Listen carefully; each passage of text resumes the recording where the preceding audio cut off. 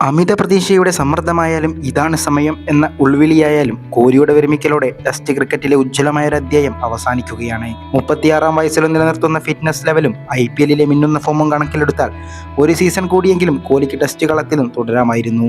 വിരമിക്കൽ തീരുമാനം ഒഴിവാക്കാൻ BCCIയുടെ ഭാഗത്തു നിന്നും സമ്മർദ്ദവും ആരാധകരുടെ അഭ്യർത്ഥനയും ഉണ്ടായിരുന്നു. പക്ഷേ കോഹ്ലി സ്വന്തം തീരുമാനത്തിൽ ഉറച്ചുനിന്നു.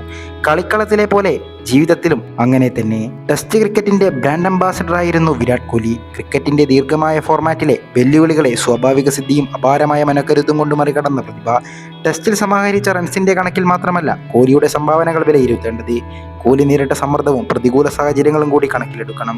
ഓസ്ട്രേലിയ, ദക്ഷിണാഫ്രിക്ക, ഇംഗ്ലണ്ട് എന്നീ കരുത്തരായ എതിരാളികൾക്കെതിരെ മികവാർന്ന സെഞ്ചുറികൾ. ദക്ഷിണാഫ്രിക്കയിൽ 50-ലേറെയാണ് കോഹ്ലിയുടെ ബാറ്റിംഗ് ശരാശരി.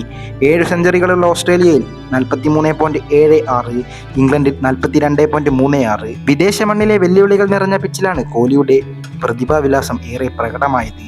2014 ഓസ്ട്രേലിയൻ പര്യടനത്തിനിടെ MS ധോണി അപ്രതീക്ഷിതമായി വിരമിച്ചതോടെയാണ് തന്റെ 25-ാം വയസ്സിൽ ടെസ്റ്റ് ടീമിന്റെ നായകസ്ഥാനത്തേക്ക് കോഹ്ലി ഉയർത്തപ്പെടുന്നത്. പരമ്പരയിലെ 2-0 ഇന്ത്യ തോറ്റെങ്കിലും ഓസ്ട്രേലിയൻ മണ്ണിൽ ഒരു ഇന്ത്യൻ ടെസ്റ്റ് ക്യാപ്റ്റന്റെ ഏറ്റവും മികച്ച പ്രകടനവുമായാണ് കോഹ്ലി അന്നും പരമ്പര അവസാനിപ്പിച്ചത്. 4 മത്സരങ്ങളിൽ 86.50 ശരാശരിയിൽ 4 സെഞ്ചുറി അടക്കം 692 റൺസാണ് പരമ്പരയിൽ കോഹ്ലി നേടിയത്. റൺസ് അടിച്ചുകൂട്ടുന്നതിനേക്കാൾ ഓസ്ട്രേലിയൻ മണ്ണിൽ അവരെ വെല്ലുവിളിക്കാൻ കോഹ്ലി കാണിച്ച ധൈര്യവും ബാറ്റുകൊണ്ടും വാക്കുകൊണ്ടും അവർക്കെതിരെ നടത്തിയ ചെറുത്തുനിൽപ്പുമാണ് അന്നു ക്രിക്കറ്റ് ലോകത്തെ അമ്പരിപ്പിച്ചത്. ഇന്ത്യയുടെ ഏറ്റവും മികച്ച ടെസ്റ്റ് ക്യാപ്റ്റൻ എന്നതിലുപരി ആക്രമണോത്സുകരായ ഒരു കൂട്ടം കളിക്കാരുടെ സംഘമായി ടീമിനെ വളർത്തിയെടുത്തതാണ് കോഹ്ലിയുടെ മികച്ച സംഭാവന. ഇന്ത്യ അതുവരെ കളിച്ചു വന്ന ക്രിക്കറ്റിന്റെ ഫിലോസഫി തന്നെ ഈ ഡൽഹിക്കാരൻ മാറ്റിയെഴുതി. ഫിറ്റ്നസിന്റെ പ്രാധാന്യം എന്തെന്നു കളിക്കാരെ സ്വന്തം അനുഭവത്താൽ പഠിപ്പിച്ചു. വിക്കറ്റിനിടയിലൂടെ റണ്ണിനായി അതിവേഗം പാഞ്ഞു. അഗ്രഷൻ എന്നതിനു കളിക്കളത്തിലെ മറ്റൊരു പേരായി വിരാട് കോഹ്ലി. വിദേശ മണ്ണിൽ എതിരാളികളെ ഒരു മയവുമില്ലാതെ ആക്രമിച്ചു. ഫാസ്റ്റ് ബൗളർമാരെ കയറൂരി വിട്ടു. നിലയ്ക്കാത്ത ഊർജവുമായി ഫീൽഡിംഗിൽ പറന്നു നടന്ന് റൺസ് സേവ് ചെയ്തു. ആ നായകമികവിൽ 2018-19 ഓസ്ട്രേലിയയിൽ ആദ്യമായി ഇന്ത്യ പരമ്പര സ്വന്തമാക്കി. ഓസീസ് മണ്ണിൽ പരമ്പര നേടുന്ന ആദ്യ ഏഷ്യൻ നായകനുമായി വിരാട് കോഹ്ലി. 2021 ആദ്യ ലോക ടെസ്റ്റ് ചാമ്പ്യൻഷിപ്പിന്റെ ഫൈനലിലുമെത്തി.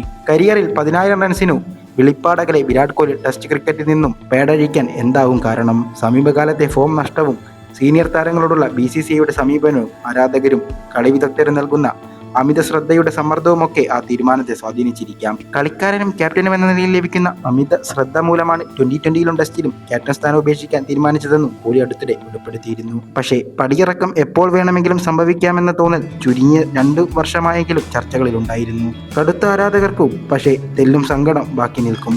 10,000 റൺസ് എന്ന അപൂർവ നേട്ടത്തിലെത്താൻ കോഹ്ലിക്ക് വെറും 770 റൺസ് മാത്രം മതിയായിരുന്നു.